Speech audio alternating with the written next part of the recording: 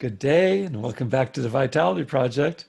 I'm Dr. Bob and I'm pleased for you to be here with me today. Thank you for joining me. Yesterday, we applied what we've been referring to as mind-body mapping. We've been applying it to high-risk situations. And what we did yesterday is we included any requirements, mental requirements that we place on reality, on our external circumstances. We included these in identifying these in any way that might get activated for us in a high-risk triggering situation. What I want to do today is try a second mind-body map, but only after we practice our mindfulness skills, which help us to regulate our bodies and minds. And we're going to be comparing these two experiences. The most recent mapping that you've done, that's the first one. Today's the second one. So for today, before writing anything down, I want you to follow these instructions.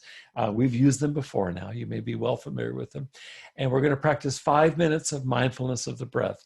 I'm going to read the instructions now. I'm going to ask you to practice this on your own, and then I'll provide some instructions after the meditation as well.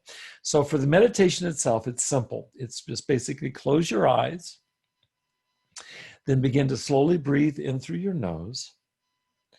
Notice as your stomach slowly rises when you inhale and that it slowly falls as you exhale.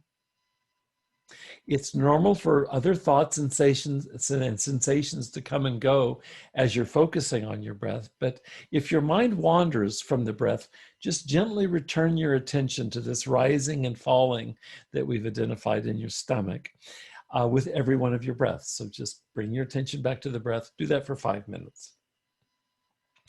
After you've completed the meditation, I want you to draw another oval on a blank sheet of paper and then write down a current high-risk situation for you inside the oval. It can be the very same one that you did in our most recent exercise.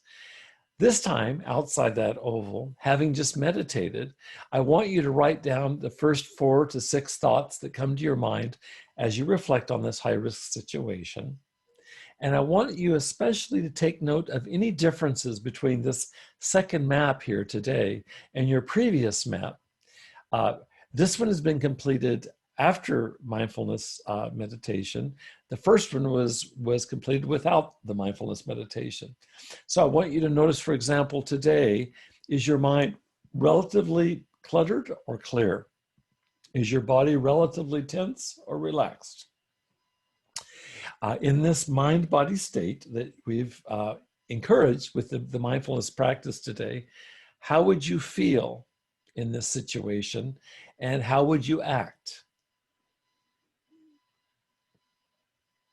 I'd also like you to make note of any additional insights that might come up for you in comparing today's resting brain response.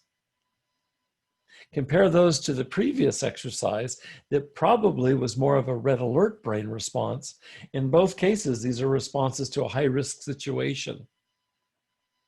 For example, were you able to perhaps shift some of those requirements that you discovered in the previous exercise that moved you into that red alert mode? Were you able to shift some of those requirements into maybe not being so much requirements as preferences or wishes? There's a world of difference between these two. And I want to know if you were able to relax a little bit with the requirements, allow yourself to wish or desire something, but not have to have it in order to be happy. So we're talking about moving from red alert mode to resting brain mode. And let me ask you this final question.